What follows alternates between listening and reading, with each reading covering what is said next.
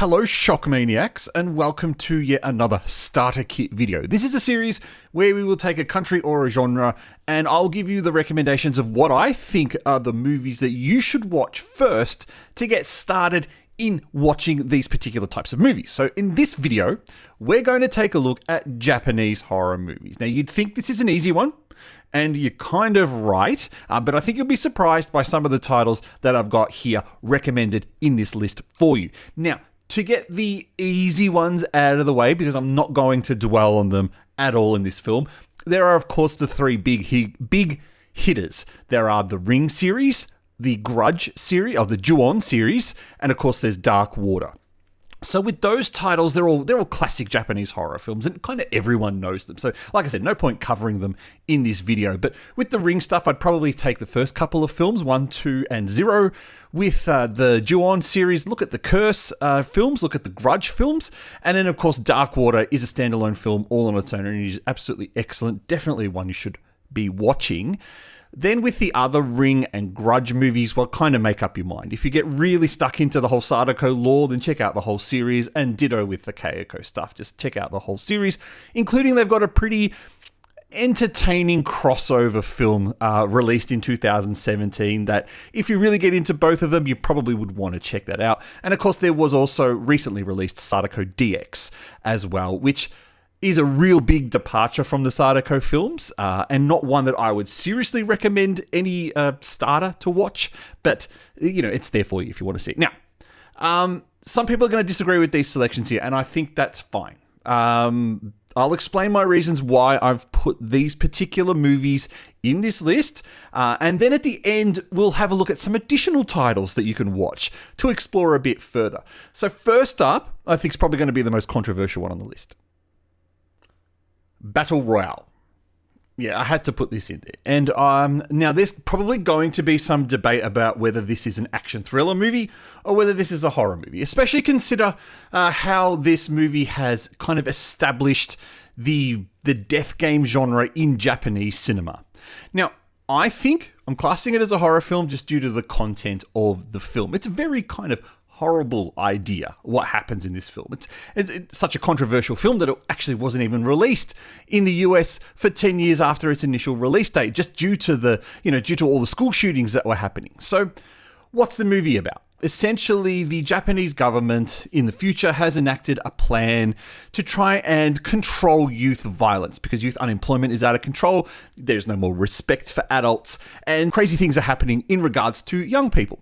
So they introduce this thing called the Battle Royale Act, which is where they select a classroom of teens and they dump them on an island for 3 days where they have to kill each other and there can only be one survivor. Now, in this movie, we follow a bunch of about 14, 15-year-olds who get dumped on this island, and with their teacher, who's played by Takeshi Kitano, who is absolutely fantastic. And at the time when this movie came out, Kitano was a big deal. So his casting in the role, because he was doing this game show at the time called Takeshi's Castle, his casting in the role is quite perfect. As the teacher in the film, and also as kind of like the game master of the film, where every 6 hours he gives an update to the children about who's died and which zones on the island they should avoid if they don't want to get killed by this necklace trap that they are wearing. Now, the movie is certainly not the first in the death game genre. You can go back quite a few years. Previously, but just before that, you've had The Cube from 1997 from Canada, which is a death game kind of movie. And then you can go back even further to stuff like The Running Man. And even further back in the 70s, there's death game type movies. But this one really launched that whole battle royale cliche, where you get a whole bunch of people together and they all have to kill each other off force, and then there's only one survivor. And you've seen that with stuff like Fortnite. And of course, movie-wise, you saw it with The Hunger Games, which completely ripped off this movie. I don't care what that author of that movie or the book says, she's completely ripped off Battle Royale to a T. Now, another thing I like about Battle Royale is it's the original kill count video. As you watch this movie, there is a little counter every now and then, once someone dies, telling you who's died and how many people are left. So rather than counting up, as we would do in a kill count video, it counts down until there's no survivors. Now, this is great because what it means is you actually get to see everyone's death. Well, close enough. You see the aftermaths of everyone's death. Most of the characters you get to see being killed. And of course, there's a couple of bonus kills that happen in some flashbacks, which are not actually counted in the kill count. So what you end up with is with a death count of something in the low 40s, which is, quite impressive. Now, this is a really excellent film. It really is. And it showcases the fact that you've got innocent children. And, okay, the movie says children aren't innocent because of what's happening in Japan at the time, but really, they are innocent in the fact that they're in this scenario where they actually do have to kill each other. And they do it pretty brutally and without any hesitation once they get started. And I think one of the probably more classic scenes in the film involves the girls in the lighthouse, who are all really good friends with each other and want to survive and don't want to hurt each other until they realize they've taken someone into the house that they think has killed someone. So one of the girls gets all panicky and tries to poison him. Instead, one of her friends eats the poison, and of course, then all the girls turn on each other. And I think that's a really good insight into the film, where you get to watch just how you try to survive when you're put in that kind of scenario. The kids are given different types of weapons to use. Some are good, some are bad, some to help in survival, some don't. For example, one of them gets a tracker where he can find exactly where everyone is, whereas the other one gets a pot lid, which ends up turning into quite a handy shield. Or someone else will get a machine gun. So, the variety of weapons in the film are great. Now, if you're a Kill Bill fan, you probably will also recognize Chiaki Kuriyama, who's in the film. This is one where Quentin Tarantino saw this particular actress and wanted to cast her for Kill Bill. So this movie is very influential in the kind of pop culture space. So if you haven't seen it, definitely should be one that you should watch. And like I said, I'm classing this as a horror film just due to the nature of what happens in it. Now, this title is the newest film on the list, which probably goes to showcase a couple of things about Japanese horror cinema. One is the depth of quality films that I would recommend to you to watch, but also two would be the dearth of new films that come out that are just pretty much crap. A lot of the modern J-horror films are not enjoyable at all. Now, what appears to be a typical zombie film is anything but until we actually find out what's going on. And I remember the first time I watched this film, had no idea what it was about. I thought it had a great title, One Cut of the Dead. I sat and watched it and wasn't really getting into it until it clicked to me about 15 or so minutes in that there had been no cuts in the film. It had been one long continuous take. And that's when my attention to the film picked up. That these actors were in this scenario and everything was coming across very professional and very well done. The start of the movie is a 32 minute long one cut take of this girl in an abandoned factory who all of a sudden needs to, she has to try and survive this zombie outbreak. But what we're finding out while we're there is that she's an actress and that, there's the actors and actresses there. You've got the director behind the scene trying to move them along until what appears to be real zombies take over. They kind of have to quickly think on their feet about what they need to do to survive the scenario. Then, of course, once that situation finishes, we actually get put a couple weeks into the past where we actually find out what the whole thing's about. And we see the director being introduced from this lady who's running a movie channel who wants to create a live broadcast 30-minute short film of a zombie feature. And he has to quickly try and scramble and put something together. And so what we get to see is kind of this behind the scenes look at the casting process and all the issues that come through trying to set up the film, trying to find crew. And then he's got his family that he needs to deal with, where his wife is an ex-makeup artist and his daughter is obsessed with horror films. So they all want to jump in and help him as well. And there's a very clever little bit about when he's casting this particular idol in the film, because they know that the idol will bring in the eyeballs, she's got this massive list of requirements about what she can and can't do on screen. This movie is widely recognized as a comedy horror film, and there's been a handful of remakes, including a US one done with the cast, which I haven't seen yet, and there's also a French remake of the film, again, haven't seen yet, but from what I understand, the French remake is not considered that good.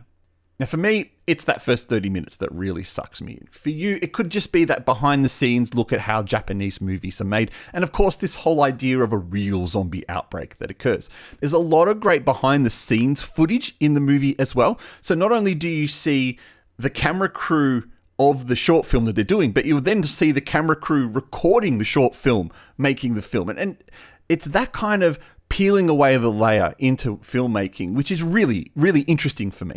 Now, I can't think of too many other Japanese zombie movies that I would actually recommend to you. And off the top of my head, I can think of something like I Am Hero, but that's a bit slow. So, and the main character is a bit of an anti-hero. So I'm not quite sure I'd recommend that to a beginner. And then there's the kind of extreme stuff like Lust of the Dead, which I would say, look, I love those films, but I would say for you as a beginner, avoid them. They're full of sex and nudity as well as the violence and the zombies. So this One Cut of the Dead film probably makes a far more accessible zombie movie that's also highly creative and very entertaining. Okay, so this next one is a tough one to recommend because I don't think it's aged very well at all. And on a rewatch of this film recently, I found my attention was just really dragging off into different places. But it is an important film in the J-horror sphere, and that is Pulse. So specifically what it's about, and the themes of the movie haven't changed in 20 years. The movie is about loneliness, and specifically at the end, you will see the way that loneliness is represented in the film. It's also about trying to connect with strangers that you've never met. But the film also deals with the dangers of technology. So we look at the film made in 2001, and it's a movie where people are using dial-up internet to connect to the internet. Now, a lot of people watching this might not even know what dial-up internet is. That's when, we had to use phone lines to connect to the internet, not broadband, and just always have internet ready for us to go. And this movie kind of prophesizes the dangers of what would happen to a society that was so reliant on the internet. Now, the movie is extremely slow. It is a slow burn. So be prepared for that. You'll need to be very, very patient with this film and make sure that you have nothing around to distract you, because one slight distraction, you will probably start paying attention to that and you'll miss something in the movie, because even though it is a slow film, stuff does happen that you need to pay attention to. A lot of effort has been put into this movie with the camera work, with the scene compositions, and specifically with the audio. The soundtrack of this film is very haunting. There's a lot of vocalized music that's used in this film that kind of at the first time you hear it might feel out of place. But as the movie continues and it uses this vocalized track, it really fits in with the vibe that the movie's going for. It's a very, very atmospheric movie. That's one thing that you need to keep in mind, right? And this is why this movie is considered a must-watch if you want to get into Japanese horror films. There's a slow sense of dread all throughout the film. There's this kind of danger, impending danger. What's behind this door with the red tape? And who is this mysterious figure that always appears in that room? However, I'm not guaranteeing that you'll love this film. In fact, it's a good possibility, far from it, that you might not really love this film, but it's worth watching in the scheme of J-horror movies. And of course, someone will ask you in the future when you say, oh yeah, I love watching Japanese horror films. They'll ask you, have you seen Pulse? It's best to be prepared and say, yes, I've seen it. And I thought it was slow, but it was still a great film. So that's Pulse. That's our third recommendation. Now on to the next one, which one I really enjoyed. Not all J-horror must-watch films are modern. Some of them are absolute classics. And this movie, I think, is one of the best anthology movies from any country that you will ever see. Now, it is a long film. This is almost 3 hours long, and it comprises...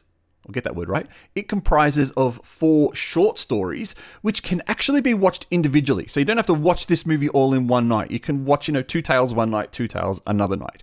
And it also means that each short tale in the film actually gets a decent runtime of around 45 to 60 minutes per title. So the 4 titles in this film are all based on Japanese folklore. So there is a sense of history with these titles, and something that you can always read up about to know more about, to see how faithful this adaptation in the movie is to their original folklore tales. The first tale is called The Black Hair, And it's about a samurai who's married to a woman who then meets this kind of rich, influential lady and decides he wants to abandon his old wife to pursue this new one.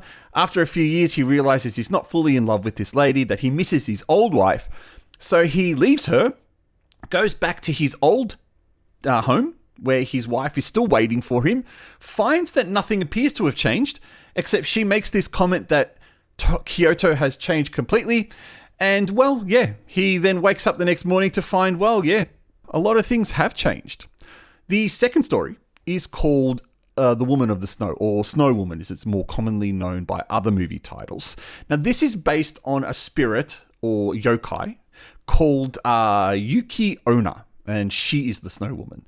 So the story with Yuki Onna is that she kills the people who enters her space. And the movie is set where a couple of young boys enter her space. And she kills a few of them off. But one of them who's particularly young, she has mercy on him and decides to leave him alone. But she has one caveat, one very important caveat, that he can never tell anyone about her or what happened during the killing of his friends. So years later, the man gets married, has a family of his own, and, well, his lips start to talk, and, well, you can fill in the gaps about what happens there. The third tale is my utter favorite, and it's called Hoichi the Earless, and this is about a blind monk who is very proficient at playing a Japanese musical instrument called a biwa. He is commissioned to tell a war tale by this group of soldiers and their families, and he goes off to perform this story every night. It's quite a long tale, where it tells about a battle that this particular family was involved with. And what happens is he's returning back to the monastery very early in the morning, and he's always very fatigued. The monks at the monastery realize what's going on, and they realize that Hoichi's soul is so slowly getting sucked away by these evil spirits. So what they decide to do is cover his whole body from head to toe in sutras. So, which will keep him invisible when the spirit comes to collect him that night to take him away to do the performance. The only problem is they forget to put sutras on his ears. So when the spirit comes, all the spirit can see are Hoichi's ears floating in the air. And, well, based on the title, I think you know what happens. And last up is the weakest story of the anthology, and it's called In a Cup of Tea. And it's about a writer who sees this face of a samurai in his teacup. Now, this one has a very open ending, which is deliberately done to make the audience kind of interpret what they think has happened. And this is probably why this one's considered the weaker of the four tales in this movie. Now, strangely, when I like to rewatch Kwaidan, I tend to go straight for Hoichi the Earless and just watch that particular tale. I've seen it quite a few times and I really enjoy it every time it comes up. And it's not because the other stories are bad, it's just because I personally love that tale. Now, for a movie made in 1962, there's quite a lot of impressive bits about it. All the sets make it feel like a big stage play. Everything's done internally on a sound studio, and you can tell when there's a lot of the wider angle shots, you've got these beautiful painted backdrops that add these haunting images behind the cast. It feels like a very progressive film technique-wise at the time, coupled with a lot of the lighting that's used to really emphasize kind of the daytime, nighttime, and other kind of scenes, the kind of spooky horror scenes in the film. This movie, I think, is great for filmmakers who want to learn to do creative visual effects with pretty much no budget. Now, at the time, the movie had a great budget, but no technology. Now we have a lot of technology, and a lot of people don't have the great budgets to do it. And stuff like After Effects have really helped improve the kind of visual effects that you can see in short movies or even long movies. But nothing beats a practical effect. And that's what this movie is full of. Fantastic practical effects, and something there for a budding filmmaker to learn what they can do in their films.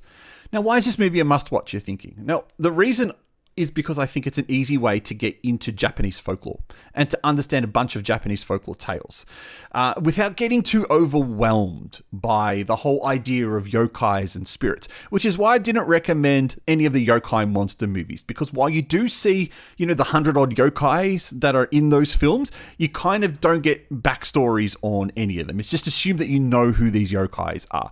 This is a little bit different, and again, you might be saying, well, I don't know who the Snow Woman is. That's a fair call. At least in this movie, it tries to explain a bit about the Snow Woman and, why she's got such power over people. Now, this movie is a very highly rated movie, which is, again, is another reason why I think that you should definitely watch this. Now, if you find yourself enjoying this kind of older style of Japanese films, I've got a lot of recommendations for you. Definitely watch Onibaba. That is terrific. You can watch Bakoneko. You can watch the other Snow Woman movie. It's called simply titled Snow Woman. And then, of course, if you get into the whole yokai thing, there's a whole bunch of yokai monsters movies. About 3 or 4 that were made between 66 and 71. And there were a handful of newer yokai movies also released recently, but they have more CGI, or all CGI, and don't rely so much on the puppetry that was used in the original Yokai Monsters movies. Now, fun fact for the movie, when this movie was released in the US back at the time, the Snow Woman short story was cut out completely. Now, my only guess is because of the 10-second flash of nudity in the film, and, gasp, Americans can't look at boobs. Now, this might be another potential controversial addition to this list, The Evil Dead Trap. And before you ask, no, it has nothing to do with Sam Raimi's movie series at all. This is an 80s J-horror exploitation film at its absolute best, and it mixes gore, it mixes extremism and sex to create a very, very entertaining package that, as long as you're not squeamish, which would be a great entry point to the extreme gore and splatter genre of Japanese horror movies, which is big enough to have a video of its own. Now, this movie is about a TV crew who visit an abandoned US military base after they receive a snuff video of a person getting killed. That's what a snuff video is, Dan. They go there to investigate if the tape is legit, only to discover that the whole base is booby-trapped, and there appears to be this maniac living there who kind of kills anyone who enters the space. Now, this is a very 80s film. Keep that in mind. With the technology, with the fashion, the visual style, even the thinking of the characters, it's all very 80s. So you need to go in with that mindset as well. Don't be looking at it with a modern mindset. The film has some great kills. Some really, really good kills. When the woman gets pushed onto the chair and all the spikes stab her, that's great. Or there's another one where a woman's tied up and a tripwire is set off and a machete just comes and slices her face. Some very, very creative and gory kills. Pretty cruel, but then that's just what the splatter genre does. Of course, then right at the end, you get this crazy alien-inspired ending in the film. And I'm not going to spoil it, but you do have to you have to see it to believe it. The movie also has a sequel, which I haven't seen yet, so I can't comment on that. Now, if you find as a gorehound, you're enjoying this kind of movie, specifically you're enjoying this kind of 80s style of gore, another recommendation I've got for you is Entrails of a Virgin, which is another just batshit insane type film. So that takes care of the main recommendations. They're the 5 movies that I think you should definitely go hunt down once you've watched The Ring, The Grudge, Dark Water. Now, once you've watched those 5 and you want more, this is a list for you of recommended viewing.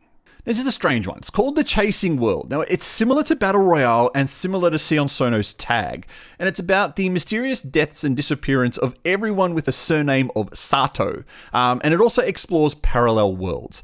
Now, this is a series of films. There are 5 in the Chasing World ones, but, as an entry point, watch the first one. One Missed Call is a classic Miike film about people who receive a phone call with details of their death, with the hook that the calls all use this same haunting ringtone. Personally, I would avoid the sequels as they're a bit of junk, and also be cautious with the US remake of the title. Tomie is a well-loved series of films. There are a lot of fans out there of these Tomie titles. Now, there are also a lot of movies in this series, so it's best to check online which ones to get started with and to go from there.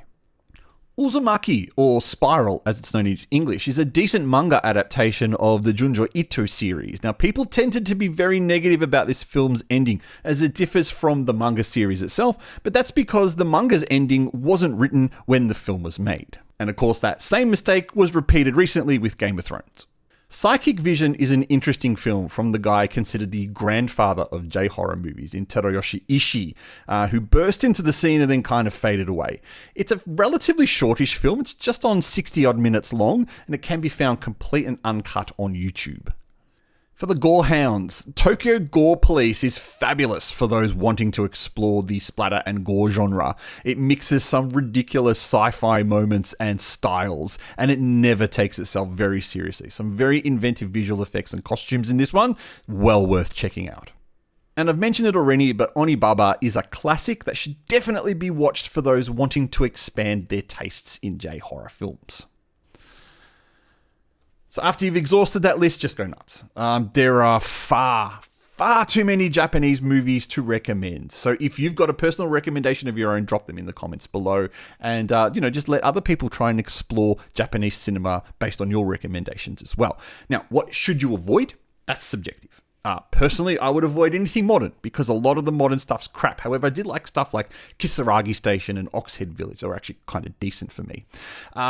But I would strongly caution people who have a weak disposition or are very easily offended to avoid anything from Noburo Iguchi or Yoshiniro Nishimura. Now, personally, I absolutely love their films. They make some wild movies. They are silly splatter gore films that are just full of sex and nudity. But there is also most likely a big audience of people who clutch at pearls who might find them utterly abhorrent, and I kind of understand that. So I might save those titles for a separate film. So if you're a separate video. So if you're looking to get into those type of films, keep an eye out for that video. Thank you for watching this. I am the Artie Dent here on Shockmania. Thank you for watching this Shockmania video. Please press like if you enjoyed it. Leave a comment below with some recommendations or what you thought of the list of recommendations that I've provided. Otherwise, we'll tackle another country in our next video. I'll see you in the next one.